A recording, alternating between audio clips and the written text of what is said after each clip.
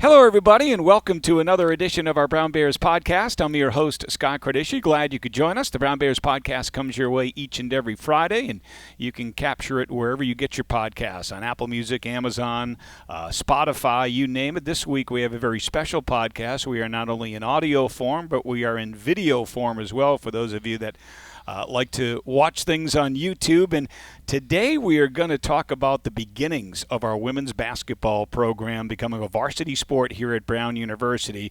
And we have three very special guests with me here in person, and we have another special guest that is joining us via Zoom. Let me introduce them all to you. First of all, to my immediate left, from the class of '59 at Brown University, he is Brown University's sports archivist and also our athletics historian. Nobody knows more about Brown athletics history than that man right there, Peter Mackie. Peter, how are you? I'm great and looking forward to it. Thanks, Scott. Well, Peter, thank you for joining us. I think I'm going to introduce you also as my co-host for the day. How's that? Perfect. Because you know a lot more than I do about Brown athletics history. We'll try to get you up to speed. I did my homework, but I still don't know as much as you. To your left, Peter, we have the first ever women's basketball coach in Brown women's basketball history. Gail Davis was the head coach of the Bears, or were they the Bruins back then? Bruins. In 1973-74 season, and again in the 74-75 season. Gail, how are you? I'm fine. Nervous, but fine. Well, Gail, thank you for joining us. It is great to have you here. Thanks for having me. It's just like coaching. Nervous before the game. Right. Correct. And then to Gail's left, we have the current head coach of the Bears, Monique LeBlanc. Monique, how are you? I'm doing well, thanks. I'm really thrilled to be here and excited. As you said, we've got some really great guests and excited to listen and let them do all the talking. And we also have a very special guest joining us via Zoom from the class of '77. Gail, she's a former player of yours. I understand a great rebounder, and we'll talk more about that a little bit later on. Julie Coles is with us. Julie, how are you? I'm fine, thank you. Well, Julie, thank you for joining us. Monique, really the reason we're doing this, it really stems back to something that you've been trying to do since you've taken over as head coach of the women's basketball program here at Brown. You're so curious to learn as much as you can about the history of this program, are you not? I am. And early on, being here, I found the group of alumni to be so engaging and reaching out, and there were many opportunities to meet with different groups from different decades. And Peter and I talked about this not last fall, and I was mentioning that I hadn't met anybody from the 70s and anybody from the origin of our program, and it seemed like there were so many great opportunities coming up to recognize that point in time. We talked about Black History Month, we talked about Women's History Month, and both of those 2 months are opportunities to celebrate our own history in women's basketball. And then, this year coming up will be the 50th anniversary of women's basketball here at Brown. And so just a lot of intersection there, and we're really excited to get to know Gail and Julie better and hear more about the beginning of Brown women's basketball. And Peter, before we introduce Gail, you were the one that, as Monique mentioned, really pulled this thing together. Well, I remember the conversation, and this is why this emanated from that conversation. But Monique hit me with a question, which I usually can answer, but I couldn't answer. She said, "Who was the first black basketball player in the Brown women's program?" And I said, "I don't know, but I'll find out." And along the way, not only did I find that out, but I found out that Gail was the first African-American coach of basketball, and she was the first. So it was and Gail, by the way, I love this, the fact that she's been hiding in plain view in Rhode Island for the last 50 years, and I never ran into her. And she's done amazing things in education and sports, which you'll learn about. And I want to brag for her because she's in 4 halls of fame. Athletic halls of fame. Wow. So it's, but I want to give a little background about what was going on in that era, because it was an incredible time in the early 1970s. It was a watershed period of time for women's sports. There were several things happening. The first was the merger of Brown and Pembroke being the coordinate women's college, and that was a huge game changer for women's sports, because they were now going to be part of an athletic department instead of working out of a phys ed department. They were going to be real teams instead of club varsity. So that was an incredible time. So that was 1971, and Arlene Gorton, class of 52, had a lot to do with that, did she not? Because she was the director of physical education and athletics at the time at Pembroke. That's correct. Her predecessor was Bessie Rudd, who was there from something like 1930 to 61, and Bessie was part of the women's cohort then that felt that women's sport should be totally separate from men's. Her mantra was, let the men have their sports and let the women have ours, and she stuck to that. So that model, called the educational model, which downplayed competition and and fans, and they didn't want to have anything to do with men's sports. That lasted until the merger. And then we went into a whole new era, which everything changed in 70 on. In 71 also, the AIAW was formed as a women's organization to basically govern women's sports, and there was a huge infighting between that group and the NCAA about philosophy and who should take over women's sports, and ultimately the NCAA, with their deeper pockets, won that battle, and Arlene was never very happy about that. And then in 1972, the famous 37 words that shook the world, Title IX, 37 words in that legislation, and we all know the impact of that going forward. Sure. And then finally, Ivy League play started in Gail's second year. That was another watershed event. On campus, we were moving out of the 60s, a lot of activism, Vietnam War protests. In 69, a group of black students walked out pushing for more black representation on campus. They wanted 11% African American students, and in the class of 73, they enrolled 270, and in 74, there were 450 African American and other minorities on campus. So it was the beginning of a critical mass of non-white students who were important in terms of the general school as well as athletics. So Gail, as Pembroke merged with Brown, and you were asked to be the first head coach, I understand it was an interesting process by which you were hired, and you were not the first choice. Am I correct? But you knew who the first choice was. Yes, she kind of courted me into becoming the first She was the best coach choice. here. That's right.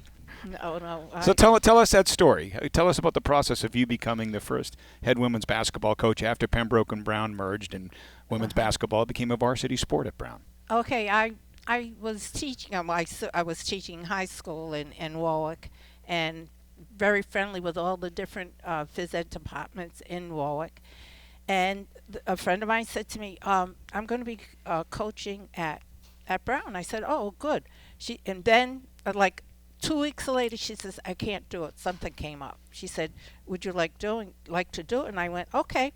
Really, I thought maybe it would be like once 1 year. Yeah. And I'd be done. So I said, "Yeah, I'll do it." And I was the JV coach then at the school in basketball. And finally, I ended up being the varsity coach. And so that's how I got to Brown, and it was just a fluke. I was not the first choice, and but I knew Arlene, and she knew me, so Yep. I guess she said, "Well, yeah, we'll take her." Monique, that's about as informal a hiring process as I've ever heard. Isn't it? Yes. Isn't it? I mean, love I had that. to go through all that questioning, doing all the resumes and things. I was perfect for me because I But wasn't it's- going to stay anyway. It's so simple. If you can coach, you can coach. There's coaches at all different levels, and they're equally Definitely. talented. And so that's a great example. And Gail, your record for 2 years was pretty darn good. Talk to us a little bit about that, and The best. maybe the difficulty of scheduling at that time. Well, Arlene did all the schedule. Okay. She did the schedule, so I don't know how she did it. And, Yep. and I was happy that she did have the chance to do it. The student athletes that came into Brown for the women's basketball team were outstanding. And I think that's why we did so well the first 2 years, because they were really kids who came from programs that just taught them the right way. You know, they knew the basics and things like that. I didn't have to do that much coaching, but we did have players that came in with different backgrounds, and that's what I enjoyed. Tell And- me about Julie. What and type that's of player was Julie? Julie was a person that I had to work with. I mean, she had the physical ability to do it, you know, but usually, and the intelligence is there. She's at Brown, so she's intelligent. She can grasp things. So, and it went a long while. And then I didn't have that much as far as having to really discipline, because they bought the program that I was selling, and I had never had any problems, and I didn't expect to have any anyway. But the team was just exceptional, and I think that's why we did well, because the other teams we were playing, I think they were just starting their seasons or starting their beginning in basketball, being on the level that they wanted to play on. Julie, I understand rebounding was your forte. Number one, is that accurate? And number two, what do you remember about your 2 years with the program playing for Coach Davis? So, first of all, I have to say, in my introduction, I wanted to include what an honor and a privilege it is to be reconnected with Gail, whom I have much respect for. I'm sitting here licking my wounds when she said, "Yep, Julie required a lot of work." But it is true. So I came in with height, a desire, and real aspirations to be a good basketball player. But Gail recognized in me she needs more growth in order to make this team. And so I have to say, as a member of the winning team for 2 years, it was a privilege for me to contribute, but my growth and development was really due to Gail's coaching. So I have a lot of appreciation for that. I did a lot of growing up at Brown. Basketball was one of the things that anchored me. In fact, anybody involved in sports at a college level, it disciplined me in terms of how I had to use the rest of my schedule. If I wanted to stay at Brown, I had to study. And then in order for me to study, I had to carve out and compartmentalize a life of an athlete, a student, and then social time. The social time stuff withered. It went, I got a lot of flack from friends. Why aren't you coming to parties on the weekend? And I thought, you have no idea what this schedule of mine is like.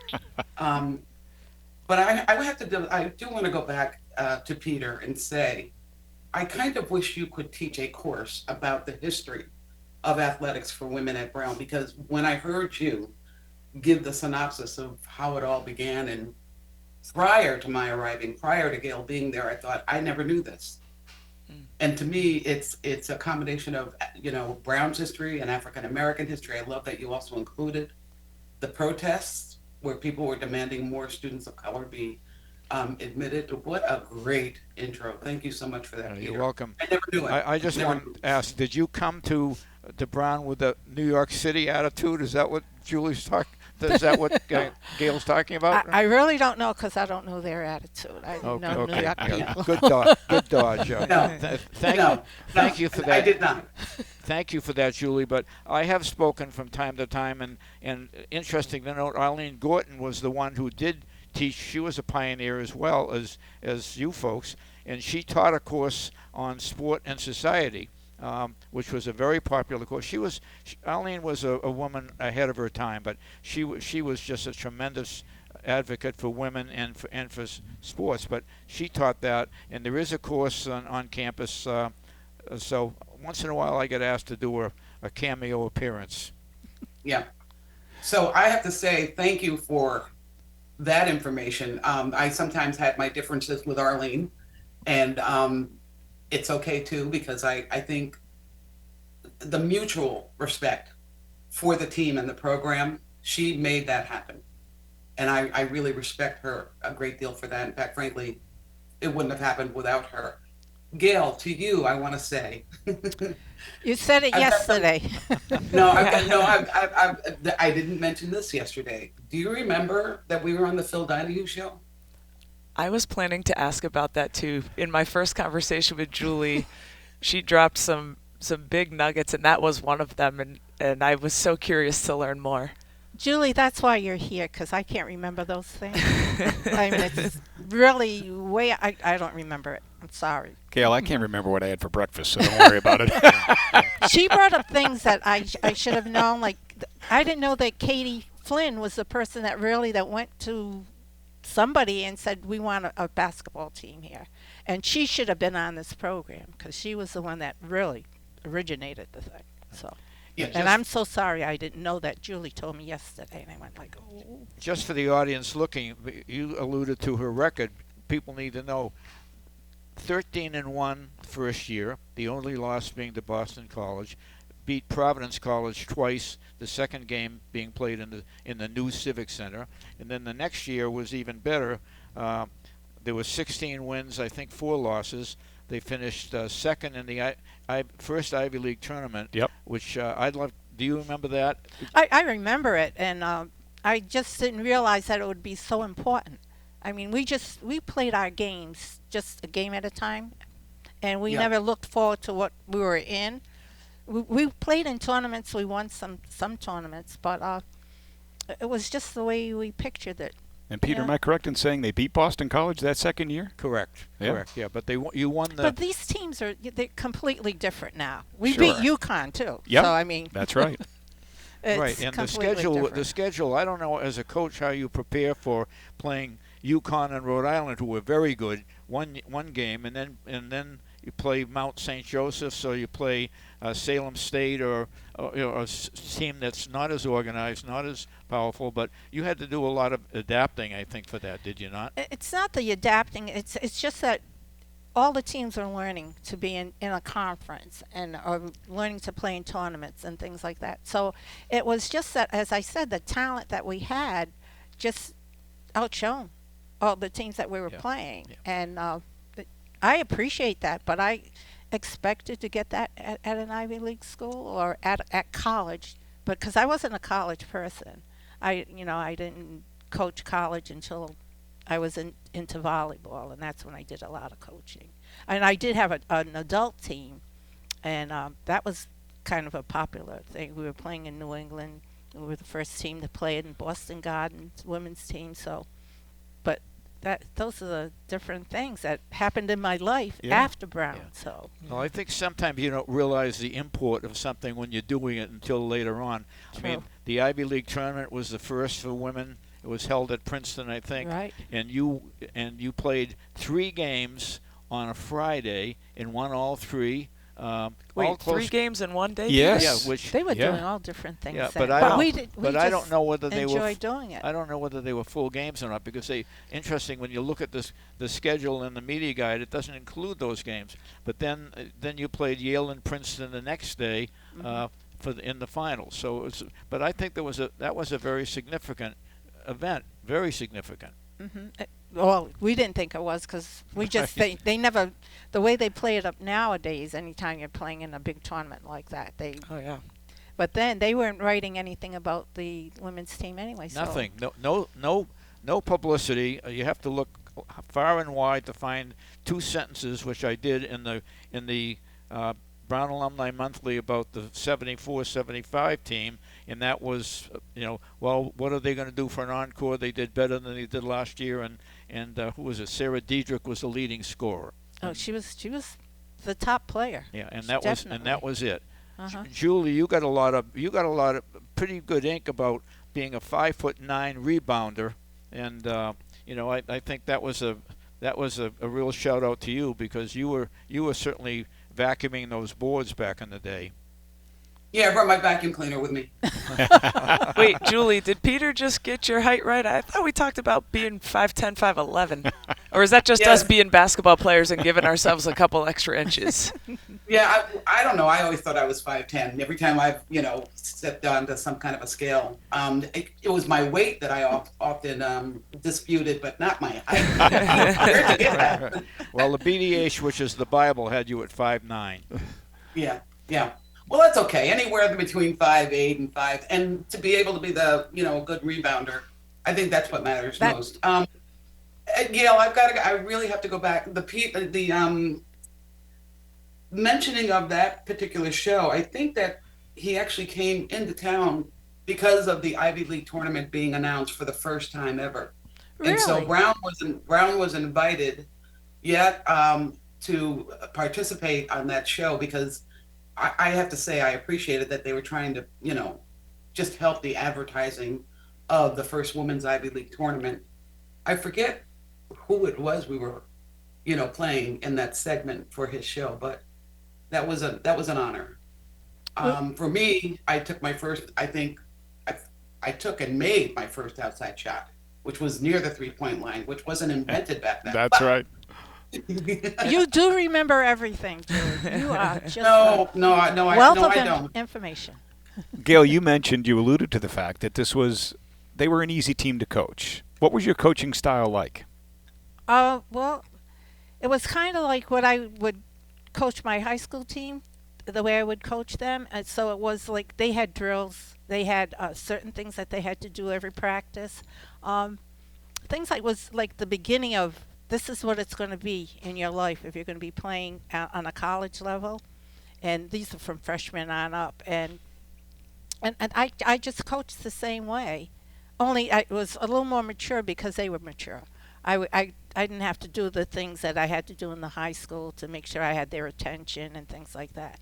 Uh, but that's the only way I can say that my philosophy and the way of my coaching, it hasn't changed that much no matter what sport it is because I believe in discipline, self-discipline. I believe in that you control what you want to do on a team. If you want to play, you're going to work hard to play. If you don't want to play, you're probably not going to be on the team anyway. So, and Julie can attest to this that everybody did their share, and if they didn't want to do their share, they weren't playing. Julie, what was it like playing for Coach Davis? I will tell you, I'm trying to go back to that time Thank you. when I was. No. I mean, in a way where I don't want to gloss things over and I don't want to make them more, beautiful and Please flowery don't. than they were. I worked my butt off. And in part, I think it was because I was inspired by Gail, who was part coach, part mentor. And later on in life, I mean, I stayed linked with her because I appreciated that she had a broader interest in, how I was doing. So it was at moments it was challenging, but I saw what and why. I saw the what that I needed to improve on and why, because she was very clear about what I needed to do to really help the team get better. But shout out to Sarah Diedrich, phenomenal scorer. When you're on a team and you know who the go-to person is and you admire their skill, to me, between Sarah Diedrich and Karen Joyce, they anchored the team. And then Lori Raymond, who was our guard. And I'm going to say Colleen, who Hello. team members, when Donna Prince subbed in for me, and Stephanie Cardwell, who was on the team, I believe, her freshman year. Mm-hmm. It was a remarkable time. And it's funny, Peter, you mentioned something about the wins. We were happy we won each game. I mean, that in and of itself was a momentous occasion. We didn't even know about the importance of the Ivy League tournament. It was an honor to be invited. And when we showed up in with the skill sets that we had. Yeah. Gail's a very good coach because I think she was the one that she had a blueprint. She won't admit it now. But I really do think there was something aspirational in her about being a high school basketball and volleyball women's coach at the high school level. Am I right, Gail? Volleyball? True. See, I remember because she came with a lot of stuff on her resume. And then while she was there at Brown, she brought out the best in us. Or at least tried to. Sometimes it didn't always.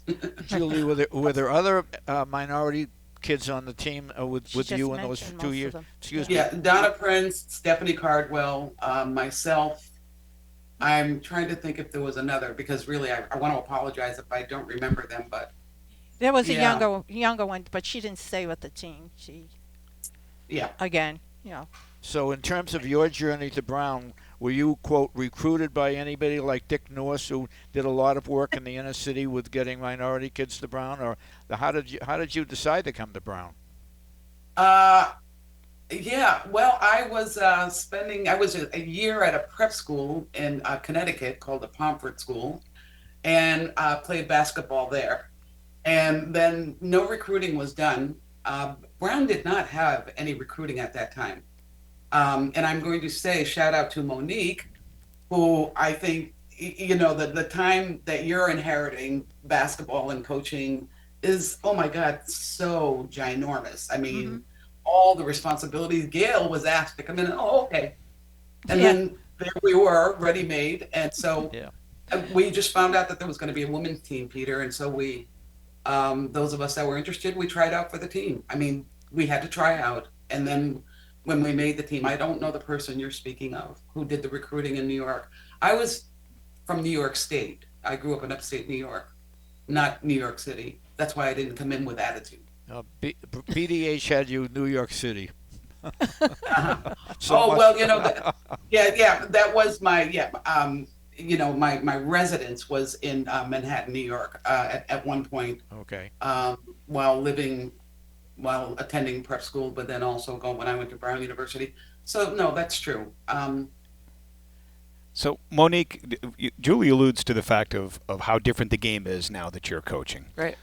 How excited are you to see the popularity of the sport of women's basketball? Look at the ratings that we just had for the women's Final Four and the national championship game. They averaged 10 million viewers Right. for that game. I mean, that's really exciting stuff. Yeah, it was and is super exciting. And even Julie and I were texting throughout the tournament as well. And it's cool to be able to have so much visibility for our game that, you're able to stay connected just talking about the game. And as much as, Julie, you alluded to your first outside shot, which was almost a three, and I was going to make a joke that, and the 3-point line just keeps getting further and further away. Once it was developed, it just keeps moving It's true. back. I was at the foul line. Yeah. But like as much as things have changed, No. in the game and things, at the same time you mentioned, well, I went to prep school, and yeah, prep school is still a big part of our recruiting process, and Pomfret School being one of them. So it's just sports is like this. It's always going to be something that if you participate, you can share. And although things might be so different, there's still so much to connect about that's the same. Hmm. And Julie, you'll Sure. appreciate this too. So, Coach Mo plays a 2-3 zone. So, essentially, what her team does is they dare you to take that contested mid-range jump shot that you hit. They don't want you scoring at the rim, and they don't want you shooting threes. They want you to take that mid-range jump shot.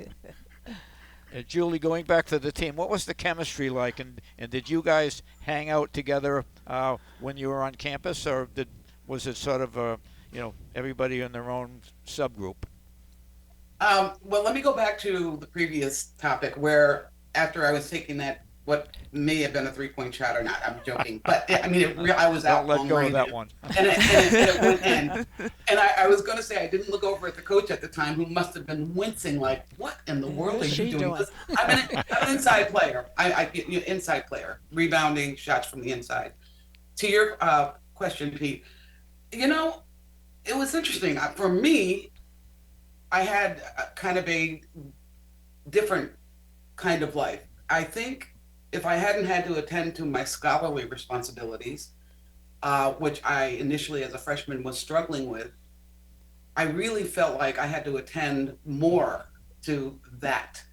And so I did not get together with a team and go out with the team. I mean, if we're at away games, naturally we all went to a restaurant and we were hanging out together. So, you know, it's an interesting thing. I kind of liked all the different parts of Brown, where I got to be a student, I got to be friends with the team, some team members, and but kept my connection with the African American and other minority community. That was a big deal for me because I was one of the people who marched in 1974 and demanded a higher matriculation rate of other students of color. I wanted them to have access to scholarships. I was a scholarship student myself.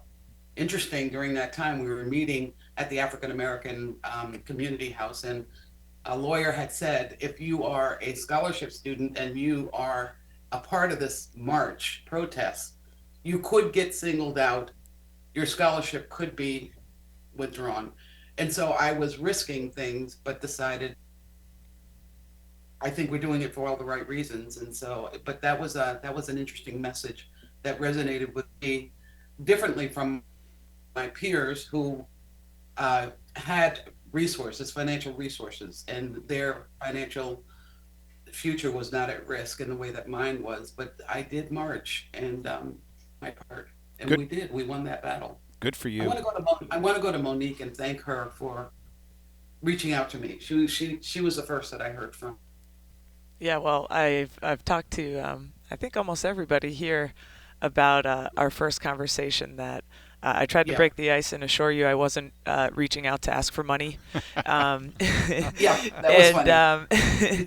but then about a minute later we were fast friends and talked for a long time. So it's really been a highlight of the past couple of months for me that we've made this connection, and I'm feeling so much more connected to the roots of our program, which is special for me as the head coach here. Hmm. Gail, you were replaced after 2 years. Why? How did that happen? Why did that happen? Do you remember? I think it's they just wanted to move on to do different things. That's what I got from it, and then I just kind of said, okay, it's I wasn't in It was a part-time it job. was a part-time job, and it was something that I thought the high school meant more to me than working out of college, for one thing, because they were just starting. The high school was just starting too, because it was, Title IX was opening to them. So it just, I couldn't even give you an answer why I wasn't hired the next year. I think it was just that they said they wanted to move on and do a different type of program or what. I don't know. Peter, is it me, or does that seem strange when you look at the records of the first 2 years? To me, it's That would never It's happen. baffling. I mean, all we can say is that you left the program in great shape because all of those kids on those two teams were freshmen and sophomores. Hmm. So the woman who came in and followed you for 1 year was a 1 year person, one and done. And then so I'm not sure what the background was going on there. And I just I know you were part time, and then you practiced late in the day, and then you had to you did your teaching job. So you were a busy person, and all I can say is I thank you for what you did in those Oh, 2 seasons. you're It's just welcome. I can't help but think we're all sort of coming off watching the women's Final Four and the final game, and Yeah. and I would assume, Gail, that you never had to deal with sort of the issue of is trash talking and all of that kind of stuff that's now very much in the news. Let's and, see. and and the underneath issue about that, which I find fascinating philosophically, and I keep thinking about Arlene, is the differences between men's sports and women's. I read one article after that final game which said, this is great. This means that women's basketball is finally arriving. They're going to be like men. They're doing the trash talking. The people love to cue into that, and I'm saying, this is an old issue in terms of the definition and the philosophy that surrounds your sport. But assumedly, you never had to deal with anything like that. I was in high school coaching, so I did. Okay. The high school kids were just, they were kind of saying, well, this is what they say on college levels, or this is what they're saying on other teams. So they would join in, but they knew when to stop. They wouldn't, if I caught them doing it, they knew that they were going to be not playing. So what they're doing nowadays, Julie and I talked about what they're doing nowadays is it's so acceptable. Everybody, say, oh yeah, they're doing it, so we can do it. This TikTok thing, that's what it's all about. So I just laugh about it, and I go like, I think I would not be working if I was still coaching on that level because I don't know, my discipline factor I don't think would have worked. Gail, So where? listen, if I could, I want to interject and say, Gail, in the moment that she said Julie, like she wanted me to shut it down. No. And frankly, I know that side of her is so familiar to me because she did demand good manners and respect. We had a culture of you're here to play, Let the game and the game that you're playing and how you play, let That's your it. skills speak for you. If you are doing well, you needn't have to say a word. Just play and act as though, you really are confident in yourself. But Gail took no, I mean, you want to talk about trash talking. I don't think it even existed back then. And I think she was a really good role model because she didn't do any trash talking. And, we're following her lead. She could give you a look if you tried to say something, and then it would be the thing that shut us down. I also want to say, luckily, this podcast is being recorded, so any misguided words or statements I make, they can get edited out because Yeah. Julie, I remember you saying that when we were talking. Oh, they can take it out. They can take it out. I'm going like, don't put it in. Don't waste their time. She's still coaching, Julie. yes, she is. I Yes, she bet is. that what Yes, she you- is. I just wanted Yes, to she mention Katie Flynn was really the person that we should be talking to also. So I hope you get a Yeah. chance to talk to her because she could really tell you what she went through to get this team going. And she was an excellent player. She played on my with the women's team also. Didn't she become your assistant coach She in the was second my year? assistant coach, and I was so appreciative because she really was like the liaison with the Yep. players, and it helped a lot that way. Gail, where did your career take you after Brown? High school, college, and what are the 4 halls of fame that you are a member of, if you don't mind my asking? Well, it took me when I left Brown. I decided that I didn't want to stay in basketball on a level like I was on. So I said, let me try volleyball in the high school. And I'm telling you, that was such the best move I could have made because I really ended up using a lot of the students that I had in the high school, bringing them up to be coaches, being excellent players, and things like that. So I just moved on and moved on. How I got into the Hall of Fames, I was at CCRI and I had the volleyball team and we were very successful. Went to nationals and things like that. Did we win a lot at nationals? No, because we were on a different level of play when you get into the out on the coast players and things Sure. like that. So, but my high school kids were really good. I mean, they played in a program that they knew it was going to be tough. Um, we had families that played in the programs that I was working in. So the Hall of Fame, CCRI, because of the volleyball. Then I went into Rhode Island College's Hall of Fame, and that was because more or less because you're an alumni of the school, but you were still doing things in sports. So I got into the Hall of Fame there. There's a New England Basketball Hall of Fame, Yep. Yep. and I was enrolled in that as a coach though, and as not as a player. And then the other one, what's my other Hall of Fame? Oh, the Rhode Island Scholastic. Interscholastic League. Yep. It's tough to in keep there. up with all Yeah. of these Hall of Fames, even You know, for I you. always have to say, now which one was that? You're probably also in the Educators Hall of Fame. You taught for what, 39 years? 30? Oh no, 33. 30, only 33. Oh yeah, but it's fun. I had fun when I was teaching. I had fun. I had fun when I was coaching. And now it's just sitting around saying, yeah, I'm retired. Yeah, Julie, retired. am I correct in saying that you've enjoyed a career as both an educator and an author? Where did life take you after leaving College Hill in '77? Well, Peter said 39, and so I was teaching and being a school leader. My entire education career was 39 years. And it really kind of, I'm not done.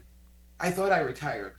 But when I made a seamless transition into writing as an author and then decided I think what I'm writing about is worthy of public consumption, I'm going to set up my own publishing company, which is called Because I Can.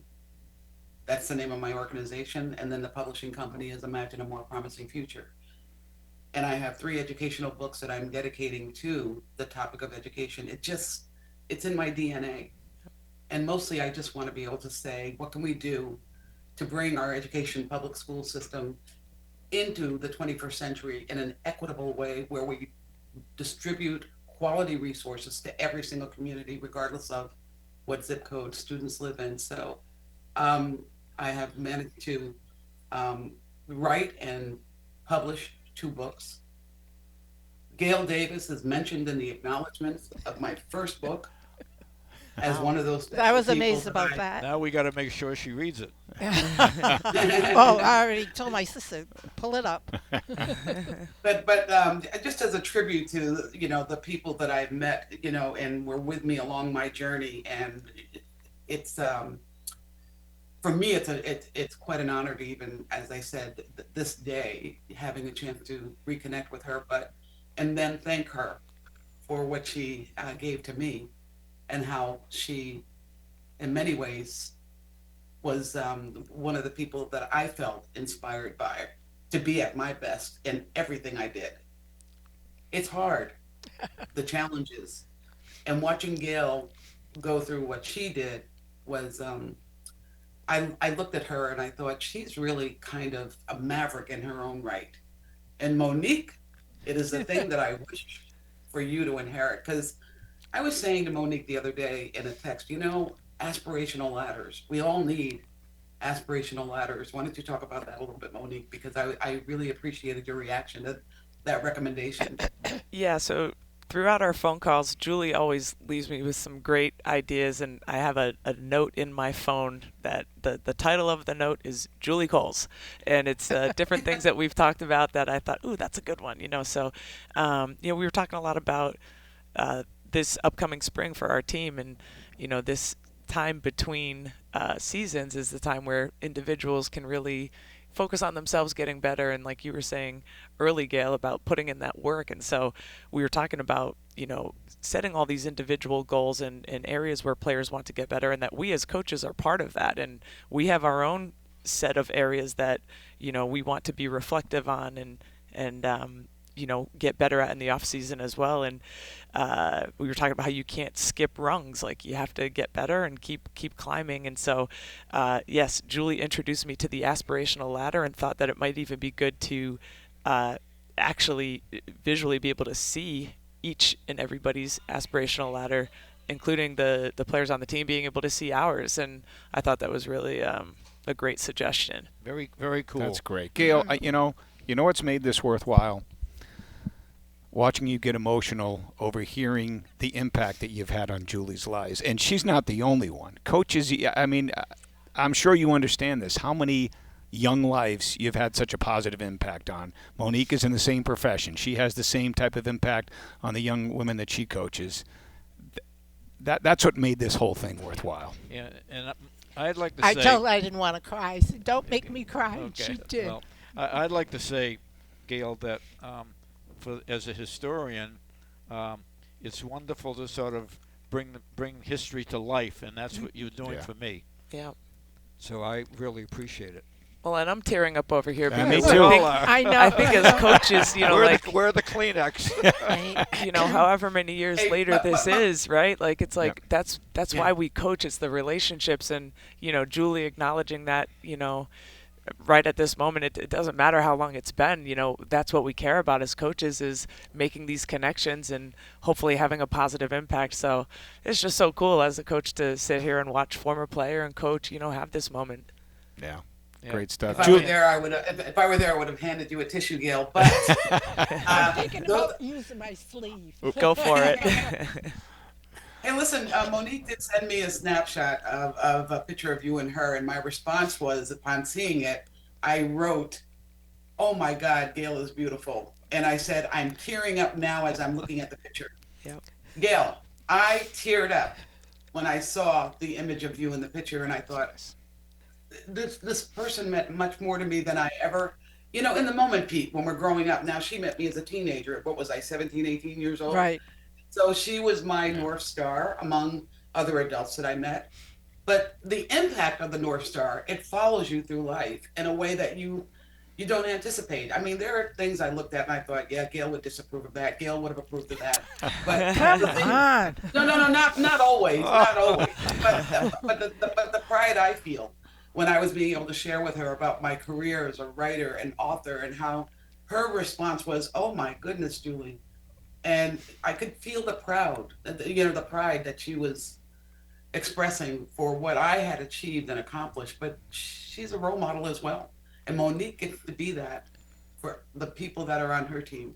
Yeah, it's Yeah. good That's You two true. together, That's sitting there true. together, I'm telling you, I can find so many common threads.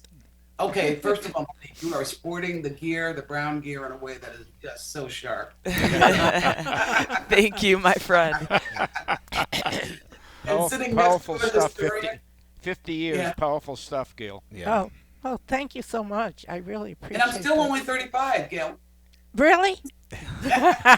Carry the one. Okay, so I'm 49. Who cares? There you go. Yep. Well, Julie, Gail, Really? thank you so Yeah. much for sharing your stories with us. I mean, you two are truly pioneers for the women's basketball program here at Brown, and it was so great to learn of your stories on the podcast today. Really appreciate it. Well, thank you so much for having me. And Julie, I'm so glad you showed up because I was just so nervous about this whole thing. But you said it right. You got it. You got it right. Well, Gail, thank you. It's a privilege and a pleasure, but more than that, you're still in my life. I think now you're seeing evidence of how I carried you with me through life. But I'm going to say Katie Flynn, the only person I think that should have been sitting amongst us today, because I do remember that she was the real pioneer that started the whole, or at least worked with Arlene Gordon to launch the women's basketball program. So kudos to her. Sounds like But Gail? we've given Peter his next task. Is If anybody can find Katie, Katie it's still Peter. with us? Right. Yeah. Oh, yeah, Right. Oh, then- I can send you the information. I There's still our have next it. podcast idea. That's Yeah. exactly Okay. right. Really? And All yes. right. That Credit- would be great for her. Credit to Arlene Gordon, whose door was always open to people who Yep. wanted to come in and start a new sport. And Right. the stories about that are legion. I mean, so many sports started that way. Definitely. Yeah. Julie And Clo. excuse me, I have to say that is to me one of the most admirable qualities about Arlene, because when I arrived, she was as much of a fighter then and wanted us to be successful. And so her intentions were on the money. And so I have to say thank you to her for the arena she gave to Brown women to showcase our skills. So phenomenal job on her part. I mean, look, even if I have a disagreement with somebody, it doesn't mean I don't appreciate all the other great things about them. Right. And Billy- so, Billy- Gail, the same is true Billy with you. Reynolds called her the conscience of Brown athletics. Oh, There you go. okay. She earned it. She Yeah, earned it. I would say that. Julie Coles, Brown class of What do we do to- 77. What do we do to wish Monique well, though, Gail? What can I ask you? I will What would probably you- go to one what of her advice? games and You got just the gear. say I know her. Yeah, I know that coach. Yeah. No, I just hope she has the more success that she earns. I mean, I can see her out there working hard. When she was coaching, the one game I did watch, I mean, she's a worker. She's a coach. Yep. And she's got good principles, so I'm quite sure things will move on for her. Well, Gail, you really set the bar super high with the way that you got this program started. I think it's And even if you say that, well, that was a long time ago and teams are different. Brown beating Providence College twice, Brown beating UConn. that's great stuff, and we're working hard to get the program right back up back there. to that level. We yeah. need to have a night where Gail is in attendance at one of your games. Absolutely. And recognize Right, her Yep. for what she means to this program. Great opportunity with the 50th year coming up here. Yep, absolutely. Well, Can I give a shout out to UConn? Scott, Can I thank you. I- Thank you I- so much. You're welcome. I Oh, went on that's to what she- UConn yeah, as she a did. graduate student. I attended UConn Yeah. for my master's program in special ed. I have to, pause and give them a shout out. The women's team has been, phenomenal for many, many years. I wasn't on it, but wishing them well was my contribution. But the men's team this year, I'm giving them flowers. Wonderful. So thank you for letting me throw that in. All right, go Bears and go Huskies. Go Huskies, right. That's right. That's awesome. But go Bruins. That's right. That's right. Go No, Bruins. really, let's go. That's right. Julie Coles, Brown class of 77. Gail Davis, the first coach in women's basketball history at Brown University. Current head coach Monique LeBlanc and Peter Mackie, class of 55, our guests on the Brown Bears podcast. Thanks so much for joining us. My name is Scott Kredishi. Have a great week, everybody.